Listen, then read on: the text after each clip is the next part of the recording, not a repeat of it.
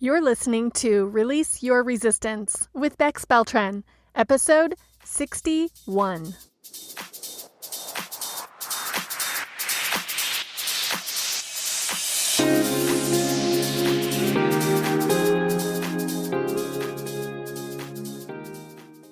Welcome to Release Your Resistance. This is Bex. The only reason why any of us don't have what we want in life is because of our own resistance. Right now, I'm learning how to recognize and release my resistance, and this podcast tells you how you can release your resistance so that you can live the exact life that you want. Let's get started.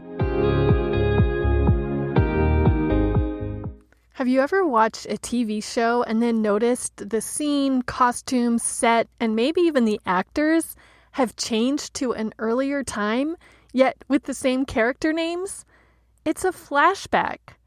These are great, right? As a watcher, we get insight on what happened before, why they're acting the way they are, what event happened to motivate the current behavior. We get all the explanations. And guess what? This happens outside of television too. This happens every day in our own brains, with our own memories.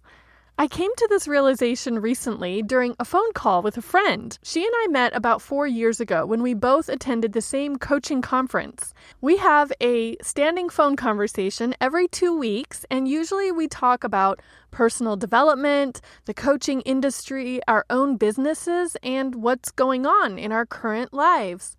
But on our last call, she asked me to tell her about when I was a flight attendant after I made an offhand comment about it as part of something that I was explaining. She didn't have a specific question. She was just curious about how that had happened and what it was like. So I told her my version of the story now, 20 years later. Then I asked her about an interesting job that she had had in the past that I didn't know about. It was such a fun departure from what we normally talk about. We learned more about each other, we deepened our friendship, and got a little introspective too. And at the end of our call, I said, this was fun. It was like a flashback episode on a TV show. That conversation got me thinking about why television show writers use flashback episodes. Some TV shows do this to the delight and maybe even at the request of the fans of the show. I have read this on forums for the shows The Handmaid's Tale and Orange is the New Black. Fans actually ask for more insight on some of the supporting characters. When not prompted by the audience, writers probably use flashbacks to explain the backstory and the motivation for what a character is doing now. And maybe, although this seems kind of lazy, maybe they use flashbacks to fill time in a series, to come up with a new episode when they've run out of ideas. So if we are the writers of our own stories, our own shows, and if our life is the story we tell ourselves, would we want to use flashbacks for the same reasons? Can we craft the narrative of our memories to explain our own current situation and motivation to ourselves? Or maybe are we lazily just retelling ourselves our own stories over and over again the way we always did without checking to see if we like how the story is being told? Let's assume we can craft the narrative however we want. And since we're not committing it to film and streaming our flashbacks for an audience to watch, we can also assume that we can change it if we don't like it. What if we just tell ourselves the good parts and put our own personally selected spin on anything we want? A few months ago, as I was listening to the Surrender Experiment, I noticed my questions and curiosity as I heard Michael Singer's account of his life. I remember thinking how perfectly his life seemed to have unfolded for him. And then I realized, of course he's telling all the good parts. No wonder his life seems to have tripped from this amazing event to that unbelievable opportunity. He has strung together all the carefully curated flashbacks to tell this story. Conversely, I recently heard an interview with Megyn Kelly where, when asked about the allegations of her experiencing sexual misconduct or sexual harassment while she worked at Fox, she described herself as a target instead of a victim. She made that distinction very clearly, and I thought it was such an interesting, intentional decision for her to have made for herself, and for her to state publicly, inviting other people to consider that terminology, target instead of victim, in their own retelling of their own stories. Yes, when I look back at something that happened in my life, it does change the tone a little to think of myself as a target of someone else's actions rather than as a victim.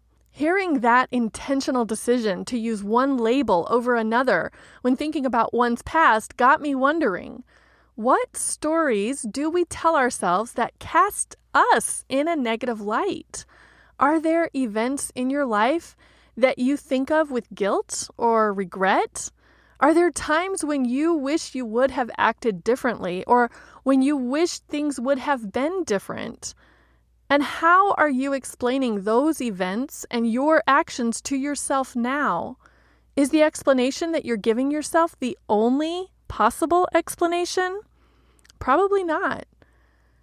Going in the complete opposite direction, does all of this work for flash forwards too?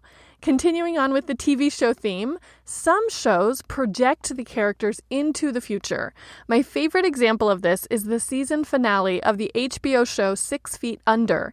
At the end of the series, we see how things end up for each of the major characters. The episode was beautiful and emotional, and what many people consider the perfect series finale of any TV show.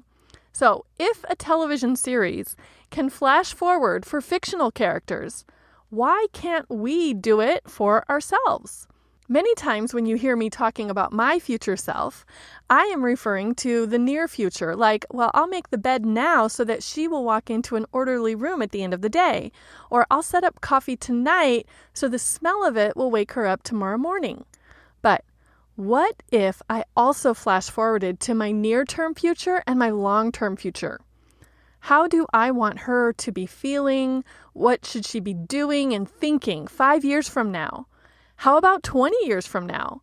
How do I imagine her? It's kind of fun to think about and imagine. It's interesting too, because if I want to come up with something that seems impossible or unlikely for me, that incongruity, the difference between what I think is possible and impossible, gives me the opportunity to explore why the mind in me thinks something that another part of my brain came up with is impossible. Isn't that interesting? My resistant mind and my imagination, both in my own brain, but also both in disagreement about which future would be possible for me. I wonder which one will win the argument. Speaking of parts of your brain winning arguments, the same thing can happen in reverse. What are the thoughts you decide to think about your own past? Whatever happened in the past is final. It's done. The events cannot be changed. The past is reality. But how you frame it, how often you think about it, what you make it mean, how you let it define you in your present day, that is all up to you. And many of us might have differing opinions from different parts of our own brains. And many of us may never have considered that we are the writers of our own story. So if you don't like the story you are repeating to yourself about your past, if you don't like your own flashbacks, then rewrite them.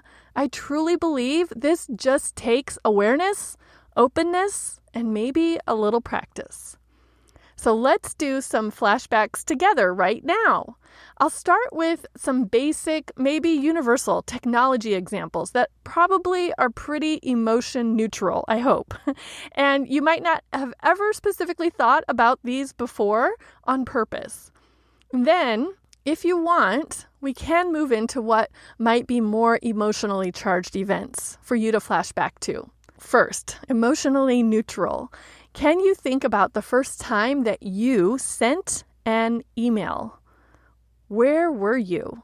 How old were you? How did you get your first email account? What was going on for you around that time in your life? Okay, here's another one. What about your first smartphone? Why did you end up getting it? How did you end up getting the one that you got?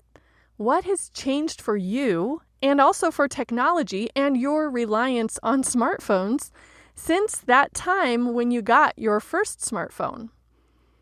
Those are interesting examples to think back on, right? Did any new memories or realizations come up for you? Is there any part of the flashback that you just watched that you would rewrite? If you want, you can also explore some other kinds of flashbacks. This gets a little bit more emotionally charged. When was a time that you felt ashamed? Why? What happened? Who said and did what? Do you still feel the emotion of shame when you think about it now in the present day?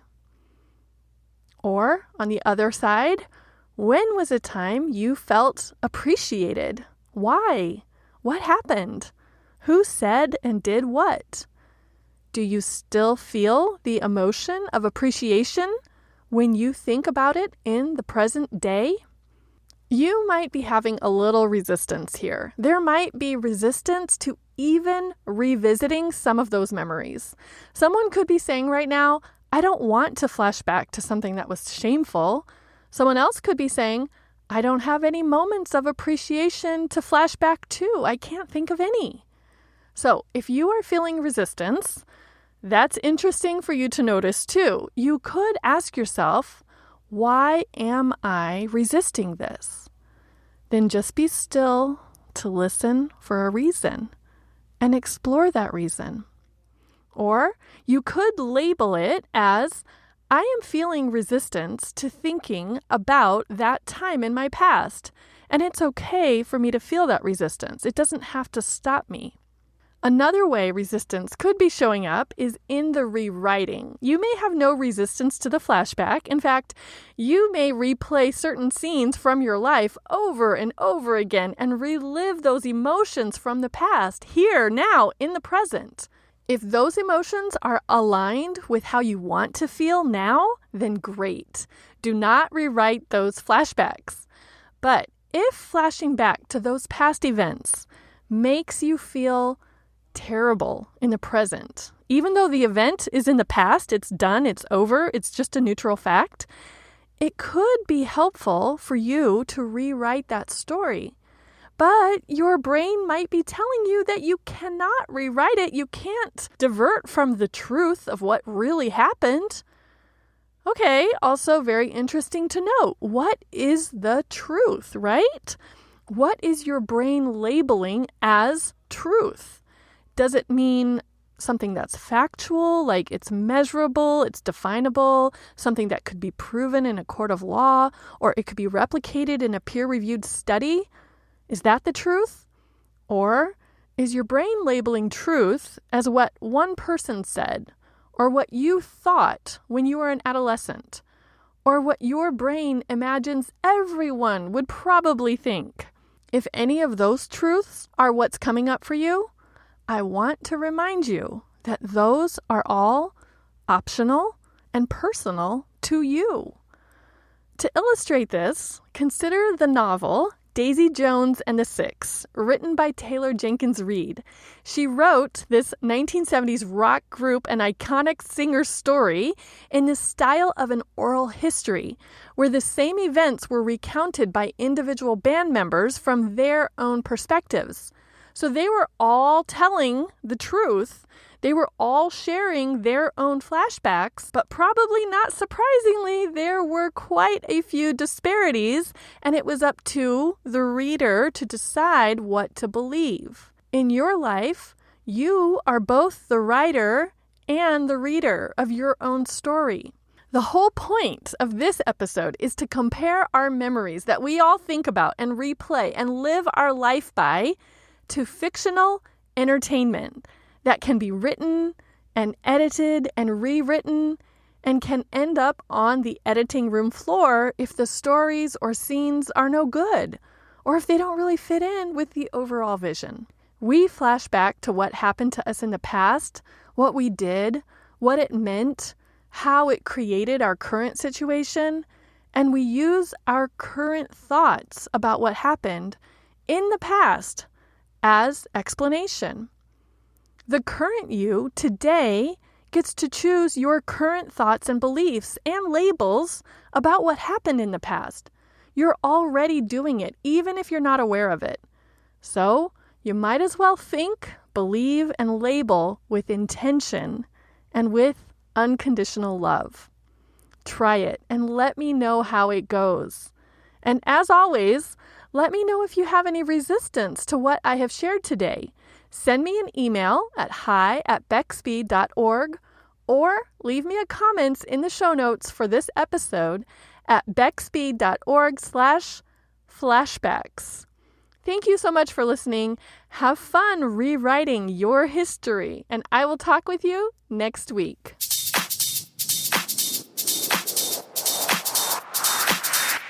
This has been Release Your Resistance. Thank you for listening. If you like this podcast, make sure you're subscribed and leave a review on Apple Podcasts.